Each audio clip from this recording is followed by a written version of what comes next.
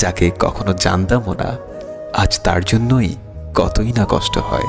কষ্ট তো আমারও হয়, কিন্তু তা আমি কাউকে বলতে পারি না। চিৎকার করে কাঁদতে আমারও খুব ইচ্ছে করে, কিন্তু তা আমি কখনোই পারবো না, কারণ আমার কষ্টগুলো বোঝার মতো কেউ নেই। তোমার সাথে দেখা স্বপ্নগুলো আজ একা ভাবতে খুব কষ্ট হয়।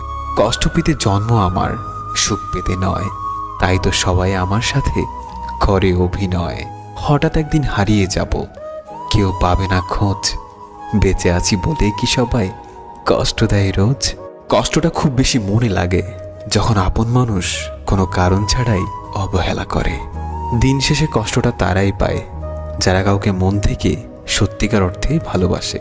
আর এটাই বাস্তবতা। বাস্তবতা কি জানেন? যারা হাসি খুশি থাকতে পছন্দ করে, কষ্টগুলো বারবার